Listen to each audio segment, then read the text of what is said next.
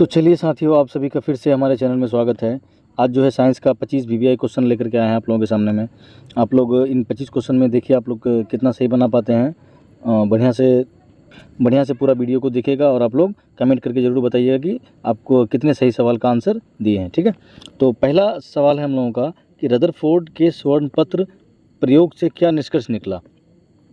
जो रदरफोर्ड है एक वैज्ञानिक है जिन्होंने स्वर्णपत्र में सोना का पतला सा पन्नी बनाया, पन्नी में अल्फ़ा कणों का प्रहार कराया था और अल्फ़ा कणों का प्रहार करने के पश्चात उन्होंने कुछ निष्कर्ष निकाला था। ठीक है, तो क्या क्या निष्कर्ष निकाला है उनके बारे में आप लोगों को बताना है। आप लोग जानते हैं कि रदरफोर्ड ने जो है अल्फ़ा कण जो धनावेशित कण था और जो सोना का पतली पन्नी बनाया था उस पन्नी पर प्रहार कराया था। ठीक है, उस पतली पन्नी पर प्रहार कराया था और प्रहार करने के पश्चात प्रहार करने के दौरान उन्होंने ये देखा कि कुछ जो अल्फ़ा कण है, अल्फ़ा किरण है, वो जो है परमाणु के भीतर से क्या होती है, बाहर निकल जाती है। कुछ अल्फ़ा किरण जो है अपने रास्ते से थोड़ा सा विचलित हो जाती है। कुछ अल्फ़ा किरण जो है जिस माध्यम से जाती है उसी माध्यम से टकरा करके फिर वापस आ जाती है। ठीक है, तो आप लोग तो जानते हैं कि रदरफोर्ड ने प्रोटॉन का खोज किया था।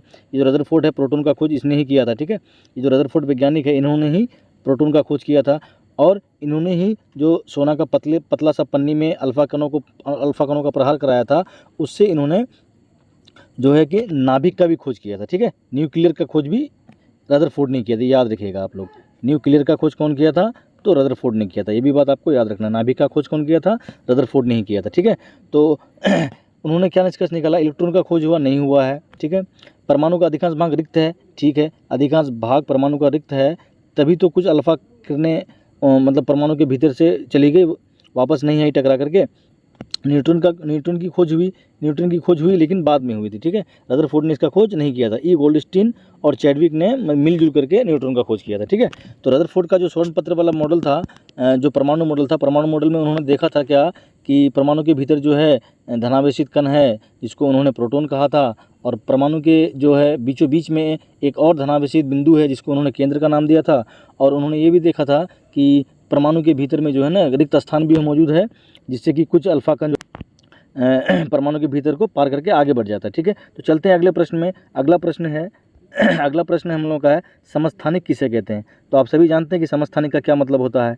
समस्थानिक का क्या मतलब होता है, आप जानते हैं ना कि एक ही तत्व जिसकी परमाणु संख्या कहिए या प्रोटॉनों की संख्या तो समान होता है, लेकिन द्रव्यमान संख्या क्या होता है, अलग अलग होता है। इसको कहते हैं समस्थानिक। ठीक है, समस्थानिक का मतलब क्या होता है, जिसमें एक ही तत्व होगा जिसमें प्रोटॉनों की संख्या तो सेम होगी, लेकिन जो नाभिकों की संख्या,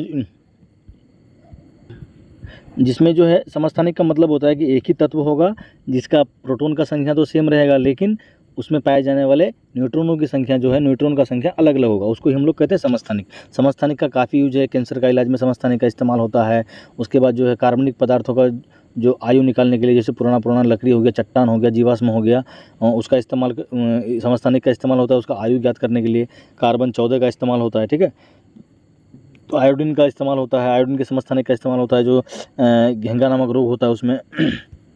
ठीक है, तो प्रश्न हम लोग का है कि समस्थानिक किसे कहते हैं। समस्थानिक का क्या मतलब होता है, समान प्रोटॉन भिन्न न्यूट्रॉन संख्या वाले परमाणु।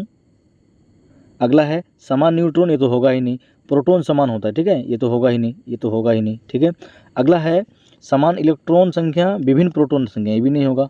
इलेक्ट्रॉन और प्रोटॉन का संख्या तो बराबर होता है, लेकिन उसका जो है एक धनावेशित होता है, एक ऋणावेशित होता है, ये तो होगा नहीं। ठीक है, तो क्या बोल रहा है कि समस्थानिक किसको कहते हैं, एक ही तत्व जिसके प्रोटॉनों की संख्या तो समान, ठीक है, लेकिन न्यूट्रॉनों की संख्या क्या होगा, अलग अलग होगा, उसको हम लोग क्या बोलते हैं, समस्थानिक कहते हैं, आइसोटोप कहते हैं। ठीक है, और एक होता है समभारिक, जिसमें न्यूट्रॉनों की संख्या तो समान होती है, लेकिन प्रोटॉनों की संख्या क्या होती है, अलग अलग होती है। ध्यान रखिएगा, यहाँ प्रोटॉन ना लिख करके आपको इलेक्ट्रॉन भी लिख देगा, तब भी सही होगा। ठीक है, तो समस्थानिक का काफ़ी यूज है। आपको हम बोले जीवाश्मों का आयु ज्ञात करने के लिए समस्थानिक का इस्तेमाल किया जाता है। उसके बाद जो है कि कैंसर का इलाज के लिए भी समस्थानिक का इस्तेमाल करते हैं। उसके बाद परमाणु रिएक्टरों में भी यूरेनियम के समस्थानिक का इस्तेमाल किया जाता है। उसके बाद क्या है कि घेंगा नामक रोग में आयोडीन के समस्थानिक का इस्तेमाल किया जाता है। ये समस्थानिक जो है काफ़ी महत्वपूर्ण है। ठीक है, चलते हैं अगले सवाल में। हम लोग इसका आंसर हम लोग जान गए कि समस्थानिक किसे कहते हैं। तो समान प्रोटॉन, एक ही तत्व जिसमें प्रोटॉनों की संख्या समान लेकिन इलेक्ट्रॉनों की संख्या क्या होगा, अलग अलग होगा। जैसे हाइड्रोजन का 3 समस्थानिक है, एक को बोलते हैं क्या, प्रोटियम, ड्यूटेरियम और ट्राइटेरियम, मतलब H12, फिर उसके बाद H11, एक होता है H13, ठीक है। ये है आपका प्रोटियम, ड्यूटेरियम और ट्राइटिनियम, ठीक है। 3 समस्थानिक, कार्बन का भी 3 समस्थानिक है, ठीक है। चलते हैं अगले सवाल में हम लोग। अगला सवाल है, अगला तीसरा प्रश्न है। तीसरा प्रश्न, इलेक्ट्रॉन का आविष्कार किसने किया था? इलेक्ट्रॉन का आविष्कार किसने किया था, ठीक है। तीसरा प्रश्न क्या है कि इलेक्ट्रॉन का आविष्कार किसने किया था। तो एक शॉर्टकट फॉर्मूला याद रखिएगा आप लोग, ट्रिक है एक, क्या है, ईंट पर नाच, इस तरह से याद रखिएगा, ईंट पर नाच, ठीक, ये याद रखना है आपको। बस इससे आपको इलेक्ट्रॉन, प्रोटॉन और न्यूट्रॉन का खोजकर्ता याद हो जाएगा, ठीक है। तो आप सभी जानते हैं कि परमाणु का 3 मौलिक कण है, इलेक्ट्रॉन, प्रोटॉन और न्यूट्रॉन। तो ई से क्या हो गया आपका, ये ई जो है इससे क्या हो गया आपका, इलेक्ट्रॉन हो गया, और जो ट है इसका हो गया टॉमसन, जे टॉमसन खोज करता है, ठीक है। ये पौ है, पौ से क्या हो जाएगा आपका प्रोटॉन, और रॉ से इसका खोज करता कौन है, रदरफोर्ड। अभी आपको बताया रदरफोर्ड ने प्रोटॉन का खोज किया था और नाभिक का भी खोज किया था, ठीक है। और नौ से क्या हो जाएगा आपका, नौ से हो जाएगा आपका न्यूट्रॉन, जिसका खोज किया था ई गोल्डस्टीन ने, ठीक है। सारा चीज़ को तो ई गोल्डस्टीन ने ही खोजा था, लेकिन चैडविक ने आकर के उसको नामकरण कर दिया था, इसलिए चैडविक भी कहीं रहता है, कहीं ई गोल्डस्टीन रहता है। अगर आपका ई गोल्डस्टीन रहेगा ऑप्शन में तो न्यूट्रॉन का खोज ई गोल्डस्टीन आप लोग मार दीजिएगा, इसमें कोई दिक्कत नहीं होगा, ठीक है। तो इलेक्ट्रॉन का आविष्कार किस प्रयोग से हुआ था, अच्छा ये सवाल था यहाँ पर, किस प्रयोग से हुआ था। स्वर्ण पत्र प्रयोग से नहीं हुआ था, इससे तो नाभिक का खोज हुआ था। कैथोड किरण से ये हो सकता है, ठीक है। न्यूट्रॉन का बिखराव से ये भी नहीं, विद्युत अपघटन से ये भी नहीं, ठीक है। तो इसका यही आंसर होगा, ठीक है। कैथोड किरण नलिका से, कैथोड किरणों के प्रयोग से इलेक्ट्रॉन का खोज हुआ था, और इलेक्ट्रॉन का खोज करता कौन था, टॉमसन। क्या लिखा हुआ है, टॉमसन, टॉ से क्या हो जाएगा टॉमसन, जे टॉमसन। चलते हैं अगले प्रश्न में। अगले प्रश्न क्या है हमारा, अगला प्रश्न है, वायु जो एयर है, हवा जो है, हवा जो है वो उदाहरण है, किसका उदाहरण है, हवा तत्व है, नहीं है, हम लोग बचपन से ही पढ़ते आ रहे हैं। यौगिक है, ये भी नहीं है। मिश्रण है, क्या है, मिश्रण। वायु क्या है, विभिन्न गैसों का मिश्रण है, जिसमें कार्बन डाइऑक्साइड भी है, ऑक्सीजन भी है, नाइट्रोजन भी है। तो वायु क्या है, विभिन्न गैसों का मिश्रण है। तो आप लोग मिश्रण के बारे में जानते होंगे। मिश्रण का मतलब क्या होता है कि 2 या 2 से अधिक पदार्थ जो है किसी भी अनुपात में मिला हुआ रहेगा तो उसको कहेंगे मिश्रण, और निश्चित अनुपात में मिला हुआ रहेगा तो उसको कहेंगे हम लोग यौगिक। जैसे H2O, ये एक यौगिक है, ठीक है। चलते हैं अगले सवाल में। अगला प्रश्न है हमारा कि पृथ्वी की परत में सबसे अधिक पाया जाने वाला तत्व कौन सा है। जो हमारा पृथ्वी है उसका परत में सबसे अधिक मात्रा में पाया जाने वाला तत्व, जो पृथ्वी का जो अर्थ क्रस्ट है हमारा, पृथ्वी का सबसे ऊपरी परत जो है उसमें सबसे अधिक मात्रा में कौन सा तत्व पाया जाता है, ठीक है। आप ध्यान रखिएगा, अगर आपको तत्व बोला है, ठीक है, अगर आपको बोलता अधातु, तत्व ना बोल के क्या बोल देता, अधातु कह देता, ठीक है। मेरा पेन खराब हो चुका है जो लिखने वाला है ना बोर्ड, इसलिए हाथ से लिखना पड़ रहा है दोस्तों। तो देखिए, तत्व जो कहे या आपको अधातु कहे, ध्यान रखिएगा, ये दोनों सेम ही प्रश्न है, ठीक है। तो कौन सा ये है सबसे ज़्यादा, तो ऑक्सीजन जो है सबसे ज़्यादा पाया जाता है। तत्व कहेगा या आपको अधातु कहेगा तो क्या हो जाएगा आपका, ऑक्सीजन हो जाएगा। अगर वहीं पे धातु का ऑप्शन बोलता कि पृथ्वी की परत में सबसे अधिक मात्रा में पाए जाने वाले धातु, तब वो क्या हो जाता आपका, एल्युमिनियम हो जाता, ठीक है। अभी हमको तो नहीं बोला था धातु, तत्व बोला था, तो तत्व बोले या अधातु बोले तब आंसर क्या मारेंगे हम लोग, ऑक्सीजन मारेंगे, ठीक है। आपको पता है कि ऑक्सीजन कितना % है, 21% ऑक्सीजन है हमारे वायुमंडल में। चलते हैं अगले सवाल की ओर। अगला सवाल हमारा 6 नंबर सवाल है। थोड़ा तेज़ी से भी चलेंगे क्योंकि एग्ज़ाम चल रहा है, अभी माथे पर एग्ज़ाम का टेंशन है, तो इसलिए तेज़ चलेंगे हम लोग। आप लोग भी थोड़ा सा स्पीड बढ़ा करके देखिएगा, ठीक है। चलते हैं अगला प्रश्न में। 6 नंबर प्रश्न क्या है, वायु के संपर्क में आने से सोडियम धातु किस में रखी जाती है। देखिए बड़ी आसान प्रश्न है। जो वायु के संपर्क में आने पर सोडियम धातु पर अपने आप आग लग जाता है, ठीक है। ये इतना ज्वलनशील है कि अगर सोडियम को खुली वायु में रख दिया जाए ना तो इसमें क्या होगा, आग पकड़ लेगा। इसलिए इसको ना मिट्टी का तेल में डुबा करके रखते हैं, ध्यान रखिएगा। बहुत ज़्यादा अभिक्रियाशील है सोडियम ना, सोडियम धातु जो है बहुत अधिक अभिक्रियाशील है, ठीक है।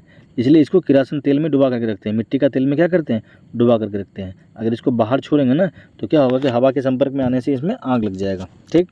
चलते हैं अगला प्रश्न में। अगले प्रश्न की ओर चल रहे हैं हम लोग। 7वां प्रश्न है, एल्युमिनियम का अयस्क क्या है। तो अयस्क से रिलेटेड आपको क्वेश्चन पूछेगा ही, ध्यान रखिएगा आप लोग, ठीक है। एल्युमिनियम का अयस्क क्या है, एल्युमिनियम का अयस्क क्या है, बॉक्साइट है। सिंपल सा प्रश्न है, एल्युमिनियम का अयस्क क्या है आपका, बॉक्साइट है, ठीक है। उसी तरह से आपको पूछ देगा कि लोहा के कौन कौन से अयस्क हैं, तो लोहा का भी अयस्क याद रखना होगा आपको। हेमेटाइट, मैग्नेटाइट, लिमोनाइट, सीडेराइट, ये सब क्या है, लोहा का अयस्क है, ठीक है। उसके बाद आपको जो है मरकरी का भी अयस्क पूछता है। जो मरकरी है हमारा पारा है, उसका भी अयस्क के बारे में आपको पूछता है। तो जो मरकरी है जो मरकरी है Hg, उसका भी एक एच है जिसको कहा जाता है सिनेबार। क्या कहते हैं इसको? सिनेबार। मरकरी के एच को क्या कहा जाता है? सिनेबार कहा जाता है, याद रखिएगा। मरकरी के एच को क्या कहते हैं? सिनेबार कहते हैं, ठीक। एल्युमिनियम का एच को क्या कहते हैं? बॉक्साइट कहते हैं, ठीक है। चलते हैं अगले प्रश्न में। 8वां प्रश्न है हमारा, 25 प्रश्नों का सीरीज़ है। 8वां प्रश्न है कि कैल्शियम हाइड्रोक्साइड को सामान्य भाषा में क्या कहते हैं? जो कैल्शियम हाइड्रोक्साइड है उसको सामान्य भाषा में क्या कहते हैं? कैल्शियम हाइड्रोक्साइड CaOH का होल 2, उसको सामान्य भाषा में क्या कहा जाता है? बुझा हुआ चूना कहते हैं, या चूना पत्थर कहते हैं, या बेकिंग पाउडर कहते हैं, या प्लास्टर ऑफ पेरिस कहते हैं। तो कैल्शियम हाइड्रोक्साइड इसको क्या कहा जाता है? शुष्क बुझा हुआ चूना, ठीक है, ध्यान रखिएगा, शुष्क बुझा हुआ चूना। एक ये जो कैल्शियम हाइड्रोक्साइड कैसे बनता है? CaO, कैल्शियम ऑक्साइड को जब जल से हम लोग अभिक्रिया करते हैं ना, जल से, तब निर्माण होता है आपका कैल्शियम हाइड्रोक्साइड का, ठीक है। ये CaO को कहते हैं अनबुझा चूना, बिना बुझा हुआ चूना। जो घर में सफ़ेदी करता है ना, घर में सफ़ेदी करने के लिए इसका ही इस्तेमाल करते हैं, ठीक है। इसमें जब हम लोग पानी मिला देते हैं तो क्या बन जाता है? कैल्शियम हाइड्रोक्साइड बन जाता है। और यही कैल्शियम हाइड्रोक्साइड जो है वायुमंडल में मौजूद कार्बन डाइऑक्साइड से क्रिया करके चूना पत्थर का निर्माण कर देता है, जिसको हम लोग संगमरमर बोलते हैं, ठीक है। तो इस प्रश्न का आंसर क्या हो जाएगा हमारा? बुझा हुआ चूना। और CaO कैल्शियम ऑक्साइड को क्या कहते हैं? बिना बुझा हुआ चूना, ठीक है। चलते हैं अगले प्रश्न की ओर। 9वां प्रश्न है हमारा, विरंजक चूर्ण का रासायनिक सूत्र क्या है? जो विरंजक चूर्ण है, ब्लीचिंग पाउडर बोलते हैं इसको, इसका रासायनिक सूत्र क्या है? तो ब्लीचिंग पाउडर का बहुत इस्तेमाल है। ये जो है कपड़ों की साफ़ सफाई में भी होता है, पानियों को साफ़ रखने में भी इसका इस्तेमाल होता है। उसके बाद चेहरे का दाग धब्बे में भी ये लगाया जाता है, विरंजक किया जाता है, ब्लीचिंग किया जाता है ना चेहरे का। तो इसका रासायनिक सूत्र क्या होगा? Calcium oxychloride. इसका रासायनिक सूत्र क्या होगा? Calcium oxychloride. ये कैल्शियम ऑक्साइड के साथ क्लोरीन का अभिक्रिया कराने के बाद, ठीक है, तब विरंजक चूर्ण का निर्माण होता है, ठीक है।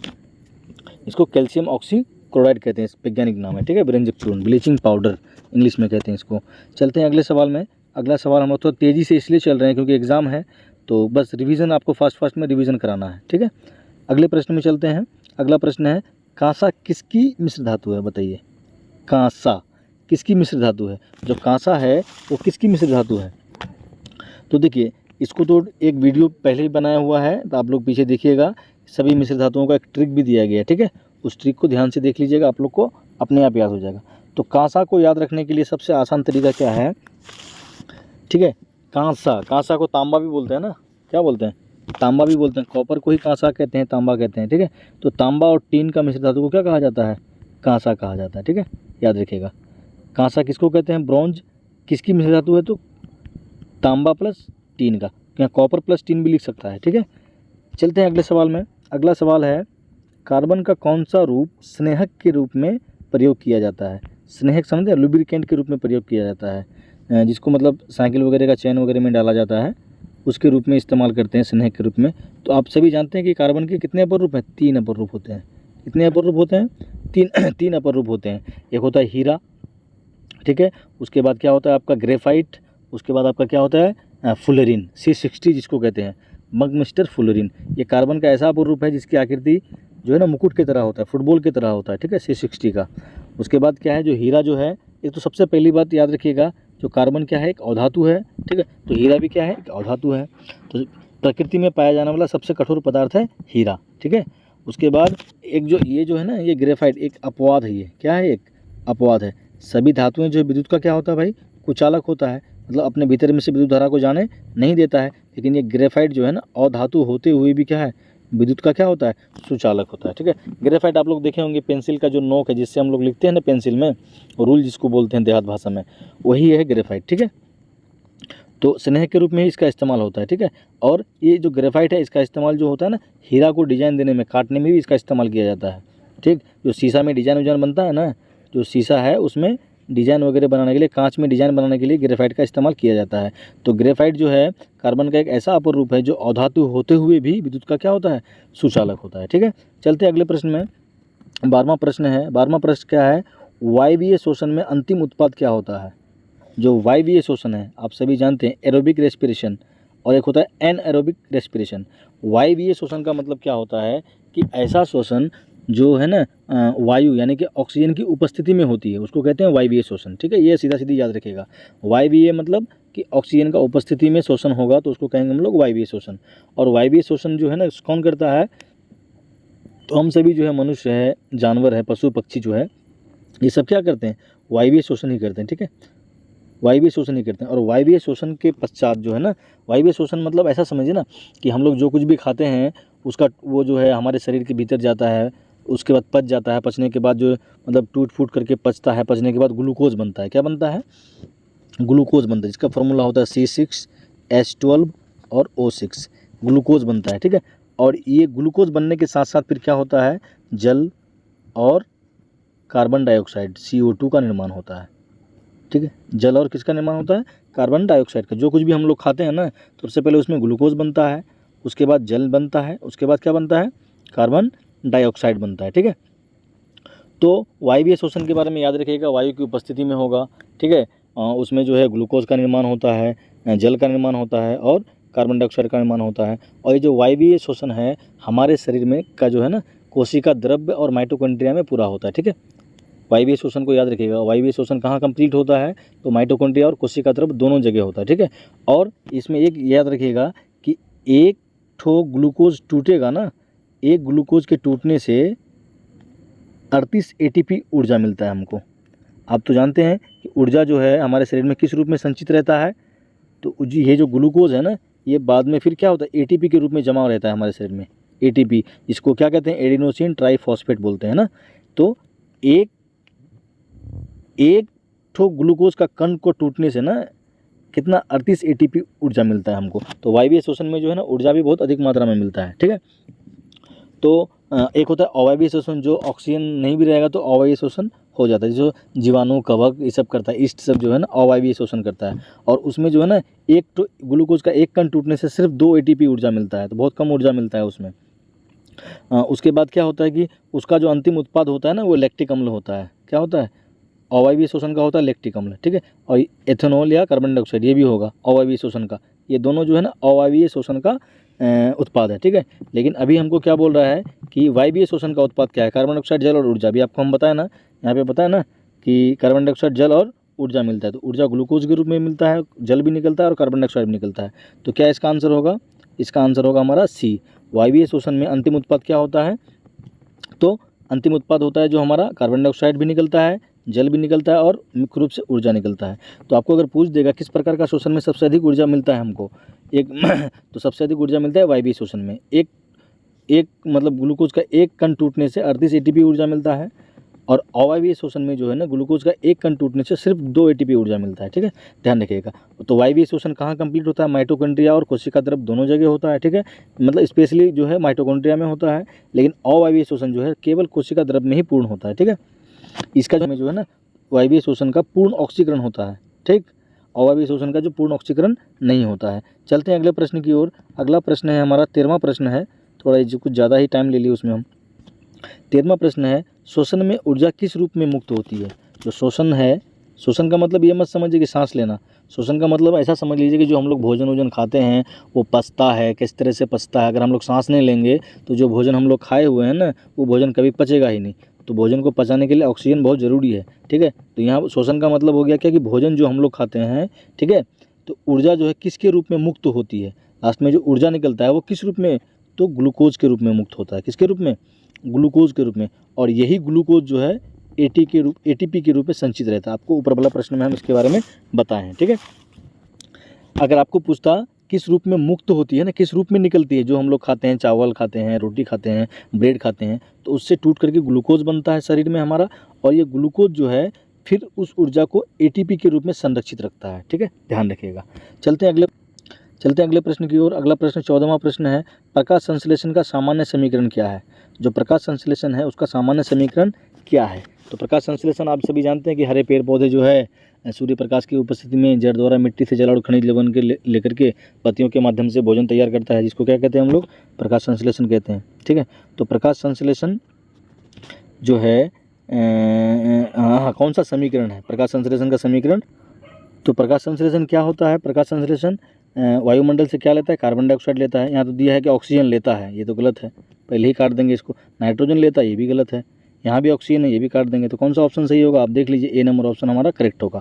मतलब प्रकाश संश्लेषण का समीकरण पूछा है, तो प्रकाश संश्लेषण क्या क्या लेके भोजन बनाता है, कार्बन डाइऑक्साइड लेता है, ठीक है, वायुमंडल से। जड़ द्वारा मिट्टी से जल लेता है, ये भी ठीक है। फिर सूर्य प्रकाश की उपस्थिति भी रहती है। और क्या बनता है भैया, हमारे पेड़ पौधा जो क्या बना के तैयार करता है, ग्लूकोज बना के तैयार करता है। और उसके बाद क्या होता है कि उसमें से क्या निकलता है, ऑक्सीजन निकलता है। क्या निकलता है, ऑक्सीजन। तो देखिए, आपको ऐसा पूछता है कभी कभी कि प्रकाश संश्लेषण का मुख्य उत्पाद क्या है, तो आपको याद रखिएगा, ठीक है। मेन प्रोडक्ट क्या है, तो मेन प्रोडक्ट जो है आपका क्या है, ग्लूकोज है, ये याद रखना है। मेन प्रोडक्ट क्या है, प्रकाश संश्लेषण का मेन प्रोडक्ट है ग्लूकोज। तो प्रकाश संश्लेषण का जो है मुख्य उत्पाद क्या है, तो मुख्य उत्पाद हमारा ग्लूकोज है। और उपोत्पाद क्या है, बाई प्रोडक्ट क्या है, तो ऑक्सीजन है, ठीक है। एक सवाल और पूछता है कि प्रकाश संश्लेषण के दौरान जो ऑक्सीजन गैस निकलती एक सवाल और पूछता है कि प्रकाश संश्लेषण के दौरान जो ऑक्सीजन निकलती है वो कहाँ से मिलता है, ठीक है। कार्बन डाइऑक्साइड की जल से, कहाँ से बताइए तो आप लोग, ऑक्सीजन कहाँ से निकलेगा। जो ऑक्सीजन यहाँ पर आया वो किससे आया, कार्बन डाइऑक्साइड से होकर के आया कि जल से होकर के आया, बताइए। तो ये जो ऑक्सीजन है ना भैया, जल से निकलता है, ठीक है, ये भी याद रखना है। ऑक्सीजन का जो निष्कासन होता है, हम लोग नहीं बोलते हैं कि पेड़ पौधे जो हम लोग सांस के रूप में कौन सा गैस लेते हैं, तो ऑक्सीजन लेते हैं। तो ये ऑक्सीजन कहाँ से आया, जो पेड़ पौधा जो है जल लेकर के भोजन बनाता है ना, तो उसी जल से जो है ना क्या है, उसी जल से ऑक्सीजन होता है बाहर, ठीक है, और उसको हम लोग सांस के रूप में ग्रहण करते हैं। चलते हैं अगले सवाल की तरफ। अगला सवाल है हमारा, कोशिका झिल्ली का कार्य। कोशिका झिल्ली सेल मेम्ब्रेन, जो कोशिका झिल्ली हमारा सेल मेम्ब्रेन है, ये जो कोशिका झिल्ली है इसका कार्य क्या है, तो इसी चैनल में जो है ना कोशिका के बारे में फुल जानकारी दिया हुआ है, ठीक है। आप लोग ना एक बार कोशिका वाला चैप्टर को पूरा कंप्लीट देख लीजिएगा। ब्लड वाला चैप्टर भी डाला गया है, ब्लड वाला चैप्टर को ही पूरा देख लीजिएगा, उसको बना लीजिएगा ना, तो आपका कोशिका से और ब्लड से, ब्लड का भी एक चैप्टर है डाला हुआ और कोशिका का भी एक चैप्टर डाला हुआ, फिर उसका ऑब्जेक्टिव भी है। तो एक भी प्रश्न किसी भी एग्जाम में आप नहीं छोड़ के आइएगा, ठीक है। तो बोल रहा है कि कोशिका झिल्ली का मेन काम क्या है, ऊर्जा उत्पादन करना, वाह, ये सब कभी होगा। प्रोटीन का संश्लेषण, ये भी नहीं होगा। आनुवांशिक लक्षण ले जाना, ये तो कभी नहीं होगा। तो क्या है, पदार्थों को अंदर बाहर आवागमन का नियंत्रण करना, ये मतलब जो कोशिका झिल्ली है, ठीक है। एक होता है कोशिका झिल्ली और एक होता है कोशिका भित्ति। ये कोशिका झिल्ली जो है ना जंतुओं में पाया जाता है सिर्फ, और एक होता है कोशिका भित्ति जो पादपों में पाया जाता है। और कोशिका भित्ति जो है सेल्यूलोज का बना हुआ होता है, इसलिए वो क्या होता है, कठोर होता है, ठीक है। ये भी याद रखिएगा। एक कंप्लीट वीडियो बना हुआ है कोशिका के बारे में, आप लोग जाकर के पढ़ लीजिए, ठीक है। पदार्थों का अंदर बाहर आने जाने को रोकता है वो, ठीक है। मतलब कोशिका झिल्ली का काम क्या है, कुछ पदार्थों को वो अंदर जाने देता है और कुछ पदार्थों को अंदर जाने नहीं देता है। मतलब अंदर जाने भी देता है और अंदर से बाहर भी आने देता है, लेकिन जैसे हमारे शरीर से पसीना बाहर होता है ना, वही है कोशिका झिल्ली का काम है ये। लेकिन कुछ पदार्थों को भीतर नहीं जाने देता है वो, ठीक है। तो चलते हैं अगले सवाल में। अगला सवाल है हमारा 16वां सवाल है, एम्पियर का अर्थ क्या होता है। एम्पियर का अर्थ क्या होता है, एम्पियर के बारे में आप जानते हैं, विद्युत धारा का ऐसा मात्रक होता है। किसका ऐसा मात्रक होता है, विद्युत धारा। तो विद्युत धारा को किससे इंडिकेट करते हैं, आई से। आई बराबर क्या होता है, Q/T होता है, Q/T। यहीं से आपका निकल के आ जाएगा कि 1 एम्पियर धारा का अर्थ क्या होता है। यहाँ पे सवाल पूछा गया है ना, एम्पियर धारा का अर्थ मतलब 1 एम्पियर, एक छुपा हुआ है, एक मतलब मिट गया है। 1 एम्पियर धारा का क्या अर्थ है, तो यहीं से निकल जाएगा ना आपको। I4 होता है, समझिए आप कि इसको बोलते हैं विद्युत धारा, ठीक है। विद्युत धारा को दर्शाया जाता है आई से, Q से दर्शाया जाता है आपका आवेश को, और T से हो गया हमारा टाइम। तो आवेश का क्या होता है, 1c/1 सेकेंड। देख लीजिए, 1 कूलम आवेश 1 सेकंड में प्रवाहित होता है, 1 जूल का कार्य होता है 1 वोल्ट मीटर, यही वाला ऑप्शन होगा। देख लीजिए, 1 कूलम बटे 1 आवेश पर, ठीक है। मतलब 1 सेकंड में अगर किसी तार से 1 कूलम आवेश जा रहा है तो हम उसको कहते हैं कि 1 एम्पियर का धारा बह रहा है उस तार से। कोई तार है, उसमें अगर 1 सेकंड में 1 कूलम आवेश जाता है, ठीक है, तो हम क्या कहते हैं कि भैया उस तार से जो है ना 1 एम्पियर की धारा बह रही है। तो 1 एम्पियर का मतलब क्या हुआ कि 1 सेकंड में अगर 1 कूलम आवेश लेके जा रहा है वो तार, तो उस तार का जो है कितना होगा। तो चलते हैं अगला प्रश्न में। अगला प्रश्न है, विद्युत मोटर में कौन सा ऊर्जा रूपांतरण होता है। सबके घर में मोटर लगा हुआ होगा, तो जो मोटर है किस ऊर्जा को किस ऊर्जा में बदलता है, ये बताना है आपको, ठीक है। मोटर किस ऊर्जा को किस ऊर्जा में बदलता है। तो सबसे पहले बताइए आप, मोटर को चलाने के लिए पहले क्या चाहिए, विद्युत चाहिए। पहले विद्युत, मोटर कब चलेगा, जब उसमें करंट जाएगा तब वो चलना शुरू होगा ना। तो पहले चाहिए विद्युत, फिर वो चलेगा। तो कौन सा ऑप्शन होगा हमारा, ऑप्शन बी करेक्ट होगा, ठीक है। चलते हैं अगले प्रश्न में। और वहीं पर पूछ देता आपको जनरेटर के बारे में पूछता, विद्युत जनित्र पूछ देता तो उल्टा होता। जनित्र क्या होता है, पहले चलाते हैं फिर करंट आता है।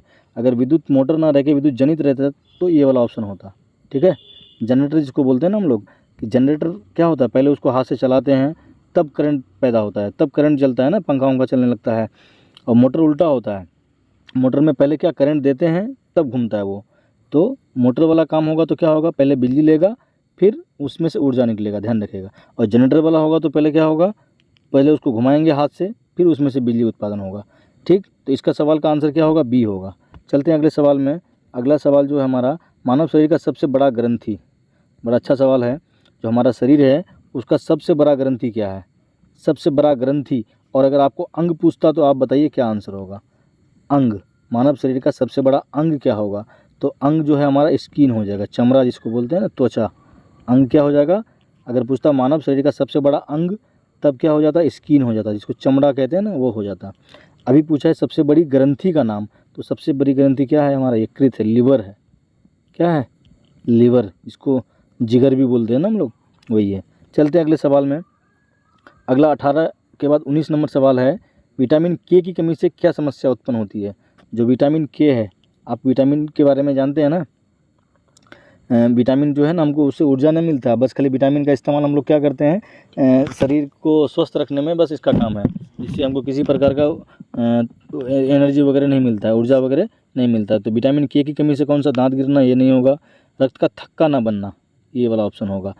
अगर आपको पूछता, यहाँ विटामिन ना पूछ करके पूछता किस धातु की समस्या के कारण मतलब रक्त का थक्का नहीं बनता है, तब आपको क्या ऑप्शन, मतलब क्या ऑप्शन होता, बताइए आप। कैल्शियम होता या मैग्नीशियम होता, ये दो ऑप्शन आपको हम दे रहे हैं, आप कमेंट करके बताइएगा। ठीक है, मतलब कौन ऐसा धातु है जिसके कारण, जिसकी कमी के कारण हमारे शरीर में रक्त जो है ना, रक्त का थक्का नहीं जमता है। कैल्शियम होगा या मैग्नीशियम होगा, आप लोग कमेंट करके बताइएगा। ठीक है, चलते हैं अगला प्रश्न में। अगला प्रश्न है हमारा, विटामिन सी का मुख्य स्रोत क्या है। विटामिन सी आप सभी जानते हैं कि जो खट्टे खट्टे फल है उसमें विटामिन सी पाया जाता है। और विटामिन सी का जो वैज्ञानिक नाम है स्कॉर्बिक अम्ल है। ठीक है, तो दूध में तो नहीं पाया जाएगा, प्रोटीन पाया जाता है। दूध का रंग सफ़ेद क्यों होता है, केसिन नामक प्रोटीन पाया जाता है, इसलिए सफ़ेद होता है। आंवला, संतरा और अमरूद, देखिए ये यही होगा हमारा विटामिन सी, किसमें, आंवला, संतरा और अमरूद में पाया जाता है। मछली में भी नहीं, इसमें तो प्रोटीन पाया जाएगा। चावल, इसमें कार्बोहाइड्रेट पाया जाता है, ये भी नहीं होगा। चलते अगले सवाल में। 21 नंबर प्रश्न है, 25 प्रश्न है। 21 नंबर प्रश्न क्या है, क्रांति, भारत में पीली क्रांति किससे संबंधित है।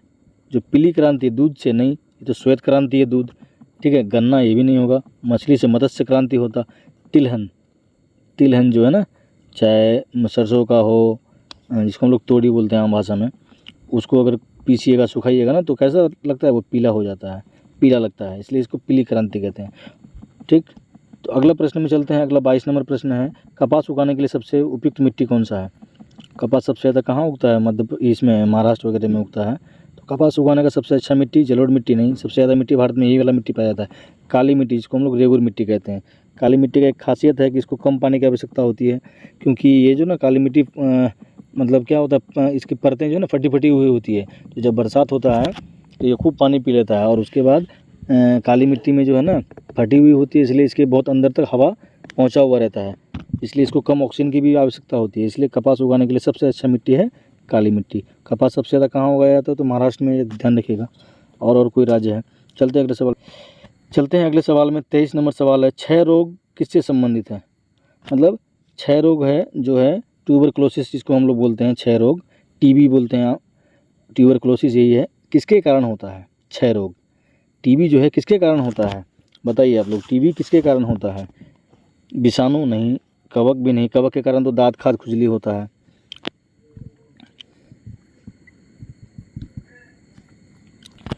परजीवी भी नहीं होगा, कवक भी नहीं होगा, विषाणु भी नहीं होगा। विषाणु के कारण पोलिया होता है, याद रखिएगा। कवक के कारण दांत खाद खुजली जो होता है ना, वो होता है। और कवक के कारण ही बाल झड़ता है। ठीक है, ध्यान रखिएगा। जो दाद होता है, जो खाद खुजली जो होता है हमको ना, कवक के कारण ही होता है। परजीवी तो आप लोग जानते हैं, मलेरिया नामक परजीवी है, मादा एनाफिलीज नामक मच्छर के काटने से होता है। ठीक है, वो है। टीबी जो होता है किसके कारण होता है भैया, जीवाणु जनित रोग है, ये जीवाणु जनित रोग है टीबी। चलते अगले सवाल में। अगला 24 नंबर प्रश्न है, बस इसके बाद अंतिम प्रश्न है, आज के सेशन का आखिरी प्रश्न होगा इसके बाद। इंसुलिन हार्मोन किस ग्रंथि से स्रावित होता है? जो इंसुलिन है ना हार्मोन, इंसुलिन हार्मोन अगर आपके शरीर में बहुत अधिक मात्रा में निकल जाए ना तो आपको शुगर का बीमारी हो जाएगा, ठीक है। तो इंसुलिन हार्मोन जो है ना अगर नहीं बनता है तो उसको अलग से इंसुलिन, मतलब आपके शरीर में इंसुलिन का निर्माण नहीं होता है तो समझिए कि शुगर का बीमारी हो जाएगा आपको, ठीक है। तब बाहर से डॉक्टर के द्वारा आपको इंसुलिन का इंजेक्शन दिया जाता है। तो इंसुलिन जो है किस ग्रंथि से स्रावित होता है? मतलब हमारे शरीर में से कुछ अंतः ग्रंथियाँ होती है और कुछ बाह्य ग्रंथियाँ होती है। तो अंदर की ग्रंथियों से ना बहुत तरह का हार्मोन निकलता है, जैसे ग्रोथ हार्मोन हो गया, सेक्स हार्मोन हो गया। उसके बाद क्या होता है कि मास्टर ग्रंथि, पीयूष ग्रंथि जिसको कहते हैं, वहाँ से भी हार्मोन निकलता है। तो इसी तरह से इंसुलिन हार्मोन भी हमारे शरीर से निकलता है, ठीक है। तो थायराइड से नहीं, थायरॉक्सिन हार्मोन निकलता है यहाँ से, ठीक है। ये अग्नाशय से, कहाँ से? अग्नाशय से जो है हमारा इंसुलिन हार्मोन का स्राव होता है। अगर इंसुलिन हार्मोन नहीं निकलेगा ना तो आदमी क्या हो जाएगा? शुगर का पेशेंट हो जाएगा, बीमार हो जाएगा आदमी, ठीक है। चलते हैं आखिरी प्रश्न में, आज के सेशन का अंतिम प्रश्न है। अंतिम प्रश्न क्या है कि मनुष्य के कान किस आवृत्ति की ध्वनि को सुन सकते हैं? आवृत्ति के बारे में आप लोग जानते हैं, ठीक है। आवृत्ति का मात्रक जो ध्वनि जो है, स्पेशली ये याद रखिएगा, ध्वनि। आप लोग एक सवाल और बताइए, क्या ध्वनि निर्वात में चल सकती है? ध्वनि जो आवाज़ है हमारा, क्या निर्वात में गमन कर सकती है, हाँ या ना? कमेंट करके बताइएगा। 25वां प्रश्न जो एक पूछे हम कि ध्वनि निर्वात में चल सकती है क्या, हाँ या ना का कमेंट कीजिएगा, ठीक है। तो ध्वनि जो है नहीं, निर्वात में कभी भी नहीं चलेगा, ठीक है। और अगर आपको दे दिया जाए सॉलिड, लिक्विड और गैस, तो सबसे ज़्यादा जो ध्वनि इसका चाल सबसे अधिक होगा वो सॉलिड में होगा, ठीक है। आप जैसे देखते होंगे ना लोहे का पाइप में, आप बोलते हैं कितना लंबा पाइप हो जाए, कितना दूर तक आवाज़ चला जाता है। स्कूल में घंटी बजता है टन टन, कितना तेज़ आवाज़ जाता है। तो ध्वनि का चाल भी पूछता है, इसकी सबसे अधिक किस में होता है, किस माध्यम में ध्वनि की चाल सबसे अधिक होती है? तो ठोस माध्यम में ध्वनि की चाल सबसे अधिक होती है और गैसीय माध्यम में ध्वनि की चाल सबसे कम होती है, ठीक है। और ध्वनि का मात्रक भी पूछता है आपको। ध्वनि का मात्रक क्या हो जाता है? डेसिबल। ये भी याद रखेगा आप लोग, डेसिबल। ध्वनि का मात्रक क्या हो जाता है? डेसिबल होता है, ये भी याद रखना है आपको। ध्वनि का मात्रक डेसिबल होता है। और ध्वनि का जो स्पीड होता है, ऐसी एवरेज स्पीड 330 मीटर पर सेकेंड, 330 पॉइंट समथिंग है, इतना मीटर पर सेकेंड होता है, ठीक है। तो इस सवाल का क्या आंसर होगा? मनुष्य के कान किस आवृत्ति की ध्वनि को सुन सकते हैं? तो हमारा जो कान है ना 20 से लेकर के 20 से 20,000 तक सुन सकते हैं, ठीक है। और 20,000 से अधिक के ध्वनि को हम लोग नहीं सुन सकते हैं, इसको नहीं सुन सकते हैं। हमारा कान इस ध्वनि को ही सुन सकता है। इससे ज़्यादा ध्वनि होगा, अगर आवाज़ होगा तो हमारा कान नहीं सुन पाएगा। और 20 HZ से कम भी अगर होगा तब भी हम नहीं सुन पाएंगे। और ये 20 HZ से जो, देखिए इसको श्रव्य ध्वनि कहते हैं। 20 से लेके 20,000 HZ तक की ध्वनि को क्या कहते हैं? श्रव्य, मतलब सुनने लायक है, इसको सुना जा सकता है हमारे कान द्वारा, ठीक है। और 20,000 से अधिक वाला जो भी हो जाएगा ना, वो हमारे कान द्वारा नहीं सुना जाएगा, तो उसको कहते हैं अवश्रव्य ध्वनि। जैसे अगर 20 से कम भी होगा तो हम लोग सुन पाएंगे? नहीं सुन पाएंगे। लेकिन कुत्ता जो है ना सुन लेता है। कुत्ता का जो आवृत्ति होता है सुनने का, वो हमारे आवृत्ति से बहुत कम होता है, ठीक है। तो आज के सवाल का आंसर क्या हो जाएगा? हमारा ए हो जाएगा। क्या हो जाएगा? ए हो जाएगा। तो आप लोग कमेंट करके बताइएगा साथियों कि आपको 25 में कितने प्रश्न का सही उत्तर दिया है आपने, कमेंट करके ज़रूर बताइएगा, ठीक है। धन्यवाद।